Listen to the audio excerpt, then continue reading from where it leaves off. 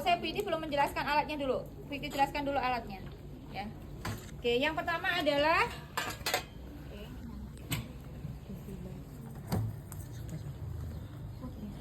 ini adalah partes set dalam bak instrumen besar. Jadi nanti kalau kalian diminta menyiapkan partes, alat partes ditolong siapkan. Ini adalah satu set partes. Namanya partes set ya. Kemudian ini ada bak kecil, ini adalah yang berisi untuk set alat menjahit perineum. Kalau nanti terjadi robekan, kalau penolongnya nggak pintar ya, atau ibunya mengangkat pantatnya maka akan terjadi robekan ya. Kemudian di sini ada bengkok, kemudian ini ada APD lengkap ya. Dari mulai tutup kepala, nih maskernya yang belum ada.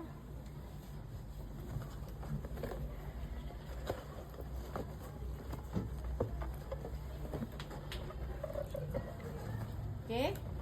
Dari mulai celemek, penutup kepala, kacamata, kemudian masker ya. Ini tadi sudah jelaskan ada Doppler. Ini ada untuk vulva hygiene kalau mau VT, kapas ya. Kemudian ini ada kapas alkohol nanti untuk menyuntikkan oksitosin.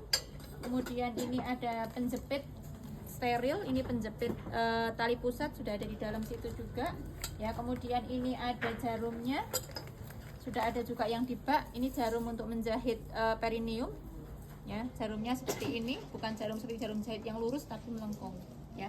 Kemudian ini adalah benangnya, kemudian ada korentang ya. Kemudian di bawahnya ini ada larutan namanya klorin. Ini adalah untuk merendam alat semua yang sudah selesai kita pakai. Kemudian ini ada larutan DTT, desinfeksi tingkat tinggi DTT.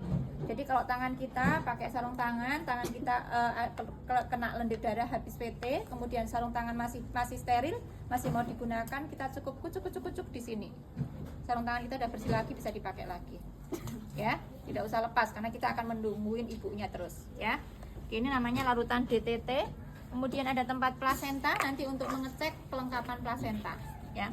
Kemudian di bawahnya ada kendil nanti untuk plasenta, tempat plasenta. Kemudian ini ada alat perlengkapan mandi ibu, ada handuk, ada baju, ada softtek, ada pampers dan sebagainya. Kemudian ada alat-alat TTP ya. Kemudian ini nanti partes set akan ibu jelaskan ya lebih lanjut. Kemudian ada dua ember ya, ember untuk pakaian kotor, kemudian ember untuk pakaian yang berisi kain berdarah-darah.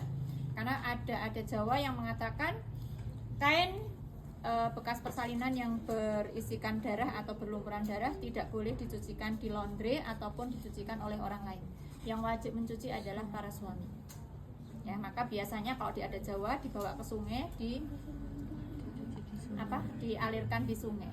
Ya, masih ada yang megang begitu kan? Ya. Ya, di daerah itu juga masih ya, bahwa tidak boleh ada yang mencuci selain suami. Dan biasanya dicucinya di sungai ya. Jadi sehingga darah itu pergi semuanya, hilang semuanya dengan aliran dari sungai. Itu mitos. Ya, tapi masih dipakai, masih dipegang. Bu Iti menjelaskan alat yang akan dipakai. Ini sudah dipasang, ini salah urutannya. Oke. Nah, yang pertama adalah sarung tangan panjang, nanti akan dipakai ini sampai dengan di sini. Ya, Bu, kenapa pakai sarung tangan panjang? Ya, karena kita nggak tahu pasien kita HIV/AIDS atau enggak. Ya, jangan sampai kita kecipratan darah masuk ya di pori-pori kita, masuk ke dalam edaran pembuluh darah kita, bisa kena kita. Ini sarung tangan panjang, kemudian didobeli dengan sarung tangan pendek. Berarti 2 kali pakai sarung tangan panjang dan sarung tangan pendek. Kemudian ini duk steril, nanti yang akan duk segitiga, ini akan kita pasang di bawah pantat. Lihat di sini lipetannya begini, pastikan ada lipetan yang terlipat lagi. Nanti diberitahu untuk apa, kenapa dilipetnya seperti ini. Kemudian berikutnya ini adalah duk segi 4 yang akan kita letakkan di atas perut ibu sehingga seluruh area kita bekerja nanti akan steril. Oke, ini duk segi 4. Kemudian alat-alat yang kita siapkan yang pertama adalah kateter metal ya. Kenapa ada kateter metal? Oke, Anda pernah dapat pelajaran kateter, pasang kateter? Pasang belum, Bu. Baru perawatan. Baru perawatan. Oke, apakah ketemu kateter yang kayak gini? Belum. Tidak. Kalian ketemunya kateter karet kan? Iya. Nah, sementara si ibu ini adalah di bawah sana, vesika urinaria itu depan belakang dengan rahim. Nah, di bagian bawah rahim sudah ada kepala. Di depannya ada vesika urinaria. Vesika urinaria pada saat ibu akan melahirkan tidak boleh penuh, karena kalau penuh nanti ibu mengejan yang keluar adalah urin. Maka harus kita pastikan vesika urinaria kosong. Kalau kita pakai kateter yang karet nggak bisa masuk, karena ada kepala yang mengganjal. Maka kita pakai kateter yang logam, hanya untuk mengeluarkan saja. Habis itu ditarik dikeluarkan. Ya, oke, itu yang pertama. Kemudian tadi ada kasus bahwa pasiennya sudah pembukaan lengkap, tetapi ternyata ketubannya belum pecah. Maka tugas kita adalah memecah ketuban. Ini adalah setengah koker. Di situ tulisannya adalah setengah kocer. Ya, ini adalah yang untuk memecah ketuban. Lihat ada yang lancip. Ya, ini adalah yang untuk mengait ketuban biar pecah. Karena kalau ketubannya nggak pecah, jalan lahirnya nggak licin, persalinan juga tidak bisa dimulai. Maka kalau pembukaan sudah lengkap, kepala sudah turun HOS 2, HOS 3, HIS adekuat 4-5 kali dalam 10 menit. Setiap kali HIS lamanya atau kekuatannya lebih dari 40 detik, artinya sudah siap, ibu sudah ingin mengejan, ya. Perineum sudah menonjol, vulva membuka, anus sudah menonjol, ya. Perineum sudah menonjol, anus sudah membuka, maka sudah siap untuk dipimpin persalinan. Kita pecah ketuban dengan apa? Setengah koker, ya. Oke, kemudian berikutnya di sini ada klem. Klemnya ada 2. Nanti ada yang akan kita gunakan untuk ngeklem tali pusat sebelum dipotong. Ya. Kita klem, pasang klem yang pertama, kemudian kita pasang klem yang kedua, kemudian kita gunting, ya. Mana gunting tali pusat? Gunting tali pusat adalah ini, yang melengkung. Ini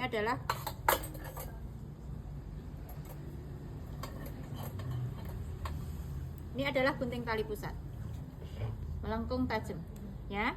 Kemudian juga di sini ada gunting perineum. Kenapa? Contoh misalnya ibunya kepalanya sudah tinggal jebrol, tapi ternyata perineumnya menghalangi. Kita boleh melakukan episiotomi, digunting perineumnya. Seperti gunting perban, cuman nggak ada jendolnya. Kalau gunting perban kan ada jendolnya, ya.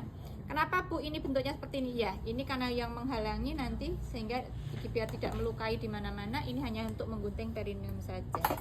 Kemudian ada oksitosin yang nanti akan kita suntikkan. Sudah kita sedot 1 cc. Oksitosin 10 unit internasional untuk merangsang kontraksi uterus. Kemudian ini ada penjepit tali pusat tadi. Nanti klem yang di bayi akan kita ganti dengan tali pusat ini. Kemudian ini ada penghisap lendir bayi, jadi tidak pakai kanul yang panjang itu kayak hisap lendir, tapi pakainya ini hanya disedot saja. Ya, dipencet-pencet masuk ke sini lendirnya sehingga bayi yang tadinya tidak bisa bernafas atau yang tadinya tidak menangis keras bisa menangis keras. Kemudian ada kasa nanti untuk mengusap kepala, kemudian ada kompresi larutan betadine. Ya, ini adalah untuk yang alat parteset. 1 bak instrumen berisi parteset lengkap, ya. Urut ini ditempatkannya sesuai dengan urutannya. Ini kok sarung tangannya 1 toh? Di bawah. Oh, katut ke bawah. Sarung tangannya 2, 1 sarung tangan panjang, 1 sarung tangan pendek. Lihat ya, kalau kita buka bak instrumen nggak ada begini. Kalau kita meletakkan harus begini karena ini steril, ini yang on steril. Ya, korentang juga hanya dipakai pertama kali untuk ngambil sarung tangan yang pertama. Ya, setelahnya menggunakan tangan yang sudah menggunakan sarung tangan. Berikutnya ini adalah set untuk menjahit tadi. Terdiri dari apa saja? Ya. Yang pertama adalah pemegang jarum yang disebut dengan nal puder. Nal itu adalah jarum, puder itu pemegang. Ya, alat pemegang jarum disebut dengan nal puder. Kemudian ada pinset, ini pinsetnya yang ada geriginya, pinset chirurgis 2 ya untuk mengangkat yang jaringan yang akan kita jahit. Kemudian ada jarum tadi, jarum yang tadi ditunjukkan yang sudah ada di bak instrumen, ya, jarum melengkung. Nah, di sini tolong bedakan jarum. Kalau ujungnya itu segitiga, itu ada segitiganya, bentuknya segitiga bulat tapi segitiga kan. Ini adalah untuk kulit. tapi kalau permukaannya tidak segitiga, bulat itu adalah untuk yang daging. Ya. Oke. Ini adalah setnya. Kemudian ada oksitosin tadi sudah. Oh ya, obatnya ada 3 jenis. Yang pertama adalah oksitosin yang akan disuntikkan ya pada saat kala 3 pertama kali. Kemudian ada metergin, metil ergometrin atau metergin. Ini adalah jika ibu perdarahan akan kita tambahin ini oksi dan metergin. Jadi 2 ini. Kalau perdarahan.